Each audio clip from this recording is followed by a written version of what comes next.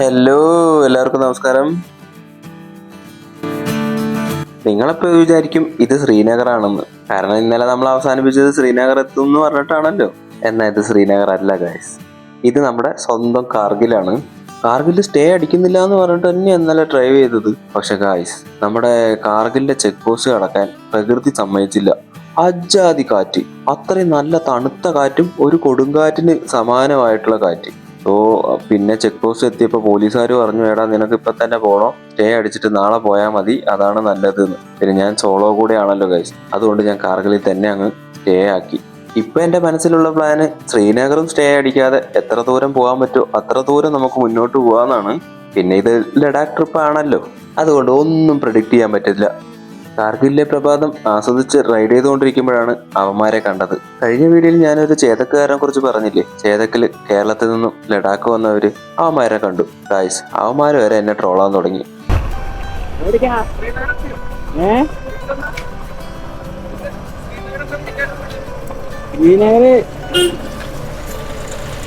നല്ല കാറ്റും തണുപ്പും പോയാൽ ഞാൻ ചാക്കും. അപ്പൊ അവിടുത്തെ പോലീസുകാർ പറഞ്ഞു രാവിലെ പോയാൽ പോരെ. ശരി, നല്ല പ്ലേസിലേ. ഞാനൊരു ഫോട്ടോ എടുത്തിട്ട് കേട്ടോ.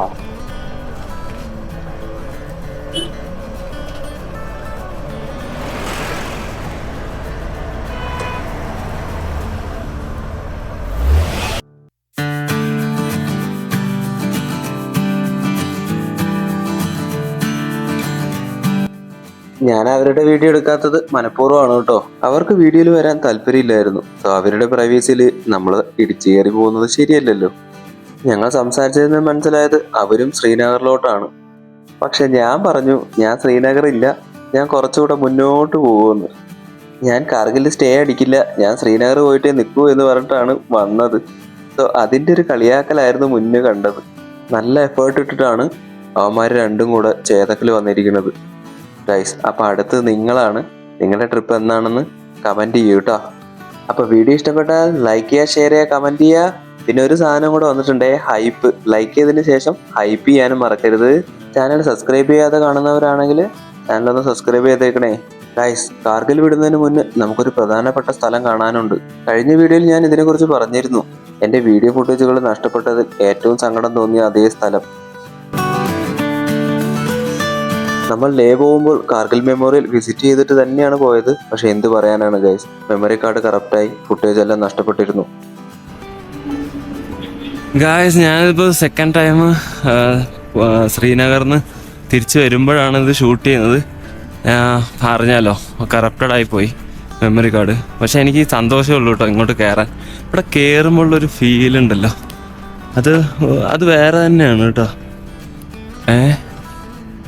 ഇവിടെ നമ്മുടെ ഒരുപാട് ആൾക്കാരുണ്ട്. നമുക്ക് അവിടെ ഒരു സാധനം ഉണ്ട് കേട്ടോ, അവിടെ ഒന്ന് പോയി നോക്കാം.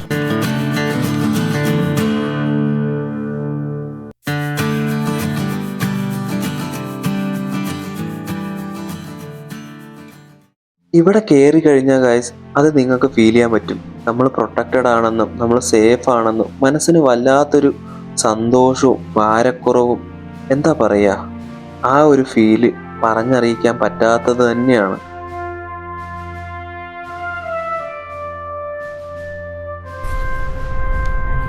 അപ്പോൾ ഇതാണ് ഓപ്പറേഷൻ വിജയ്. അതായത് കാർഗിൽ യുദ്ധത്തിൽ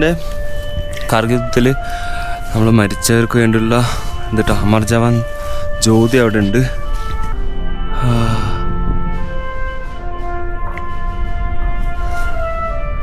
ഓക്കെ, ഇവിടെ നിൽക്കുമ്പോൾ ഒരു എന്താ പറയുക, ഒരു രോമാഞ്ചമല്ല, ഒരു വല്ലാത്ത ഫീലാണ് കേട്ടോ. നിങ്ങൾ എപ്പോഴെങ്കിലും കാർഗിൽ വരികയാണെന്നുണ്ടെങ്കിൽ ഉറപ്പായിട്ടും ഇവിടെ കയറണം.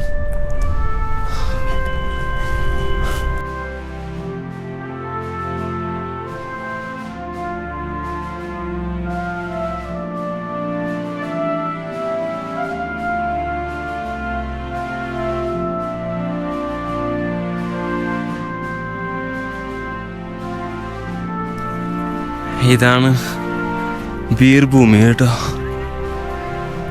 അയ്യോ,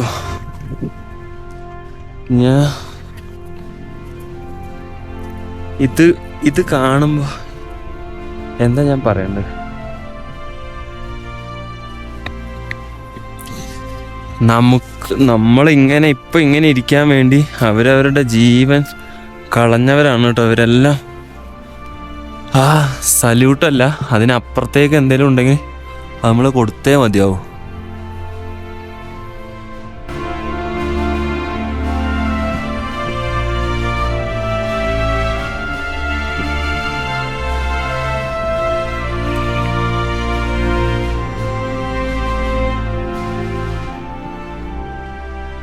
എനിക്കിത് നടുവിലൂടെ നമുക്ക് വഴിയുണ്ട്, പക്ഷെ ഞാൻ പോണില്ല കേട്ടോ. അതെന്താന്ന് എനിക്കറിയില്ല, എനിക്ക് പോകാൻ തോന്നുന്നില്ല. സോ ഞാൻ പോകുന്നില്ല, റെസ്പെക്റ്റ് കൊണ്ടാണെന്ന് വേണമെങ്കിൽ പറയാം. വീരഭൂമി കേട്ടോ.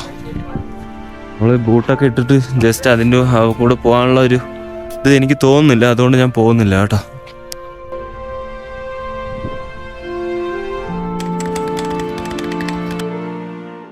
കാർഗിൽ മെമ്മോറിയൽ നിന്ന് എത്ര സമയം പോയെന്ന് എനിക്ക് തന്നെ അറിയില്ല.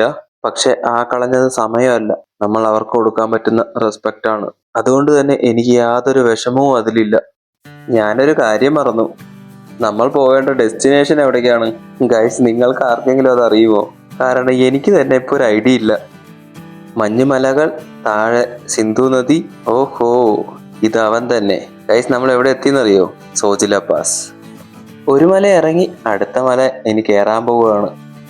ഏകദേശം സമുദ്രനിരപ്പിൽ നിന്നും 11,650 അടി മുകളിലുള്ള ഒരു ഭംഗിയുള്ള പ്രദേശം എന്ന് പറയാൻ പറ്റില്ല, ഒരു സ്വർഗം. പക്ഷെ സ്വർഗത്തിലേക്കുള്ള വഴി ഇച്ചിരി ദുർഘടം പിടിച്ചതാണ് കേട്ടോ. എനിക്കിപ്പോൾ നിങ്ങളോട് പറയാനുള്ളത്, ഇങ്ങനത്തെ വഴികൾ നമ്മൾ നന്നായി എൻജോയ് ചെയ്യാൻ പറ്റും, പക്ഷെ അതിനനുസരിച്ച് നമ്മൾ നന്നായി ശ്രദ്ധിക്കുകയും വേണം. എസ്പെഷ്യലി നിങ്ങൾ മഴയത്തൊക്കെ വരുന്ന സമയത്ത്. ലാൻഡ് സ്ലൈഡ് അതിവിടെ കോമൺ ആയിട്ട് നടക്കുന്ന ഒരു സാധനമാണ്. മഞ്ഞാണെങ്കിൽ നല്ല തണുപ്പും, മഴയാണെങ്കിൽ ലാൻഡ് സ്ലൈഡും കാര്യങ്ങളും എല്ലാം ആണ്. വെയിലാണെങ്കിൽ അതിനനുസരിച്ച് ചൂടും. അപ്പോൾ നിങ്ങൾ തിരഞ്ഞെടുക്കുന്ന സമയം അതേതാണെങ്കിലും അതിനനുയോജ്യമായ തയ്യാറെടുപ്പുകൾ നടത്തിയിട്ട് മാത്രം വരിക കേട്ടോ. ഇങ്ങനെ പോയാൽ ശ്രീനഗർ ഇനി എത്തുമെന്നായി അടുത്ത ഡൗട്ട്. ശ്രീനഗർ കഴിഞ്ഞ് വേറെ ഏതെങ്കിലും ഒരു സ്ഥലത്ത് പോയിട്ട് റൂം എടുക്കാനായിരുന്നു ആദ്യത്തെ പ്ലാന്. പക്ഷെ ദേ ഈ മഞ്ഞും മലയും പുഴയും എല്ലാം കണ്ടില്ലെന്ന് എങ്ങനെയാ നടിക്കുക? എനിക്കിപ്പോ പെട്ടെന്ന് ഓർമ്മ വരുന്നത് നമ്മുടെ കുതിരവട്ടം പപ്പുവിന്റെ ആ ഡയലോഗാണ്. ഒന്ന് അങ്ങോട്ടോ ഒന്ന് ഇങ്ങോട്ടോ എന്ന് പറയുന്നില്ലേ, ആ ഡയലോഗ്. സംഭവം ഞാൻ തമാശ പറഞ്ഞാണെങ്കിലും നമ്മുടെ ഇടതുവശം അതിഗർത്തമായിട്ടുള്ള കൊക്കയാണ് കേട്ടോ. മോനെ, അതിലോട്ട് എങ്ങാനും വണ്ടി പോയാ. ഇവിടെ മഞ്ഞ് പെയ്യാൻ തുടങ്ങിയില്ലേ, ഇനി ഇവിടെ എല്ലാം മഞ്ഞ് മൂടും കേട്ടോ. ആ സമയത്ത് പല വണ്ടികളും സ്ലിപ്പായി അതിനകത്തേക്ക് പോകാറുണ്ട് എന്നാണ് ഞാൻ അറിഞ്ഞത്. ഗൈസ് പറഞ്ഞത് തന്നെ പറഞ്ഞതാണെന്ന് വിചാരിക്കരുത്. എത്രത്തോളം സൗന്ദര്യമുണ്ടോ അത്രത്തോളം അപകടവും ഉണ്ട്.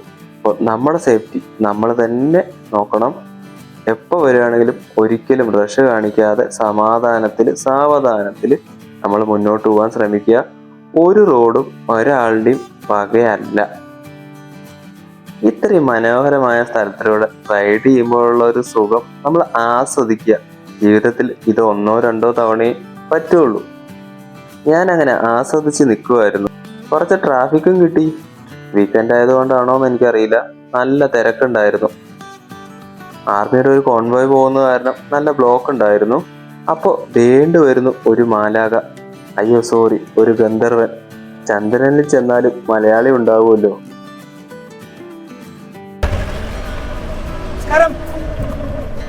എവിടുന്ന് വരുന്നു? ഒറ്റയ്ക്കുള്ളൂ? ഒറ്റയ്ക്കാരായോ? എവിടെ നിന്നോ? എവിടെ പെഞ്ചായത്ത് പോയോ? ഒറ്റയ്ക്കുള്ളൂ? നേരെ പാലക്കാട് പോകണം. എത്ര ദിവസമായി വീട്ടിൽ വന്നിട്ട്? 10 ദിവസമായി. ഓക്കെ, എവിടുന്നാ? Idukki. Okay, thank U.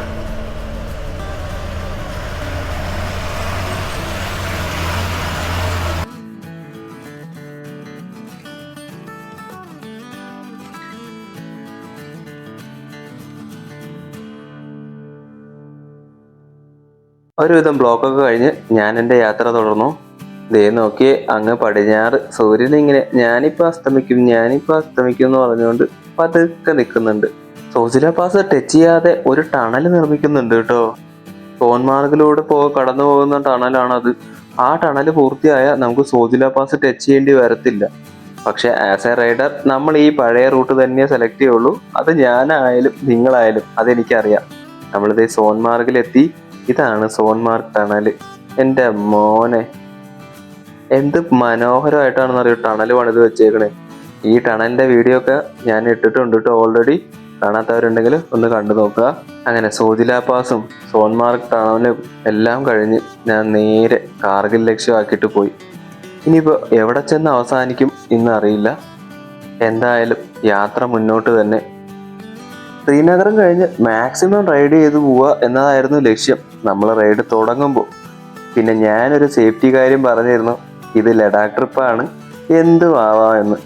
So അതെന്താണെന്ന് അറിയാൻ മുന്നോട്ട് പോവുക, യാത്രകൾ തുടരുകയാണ്.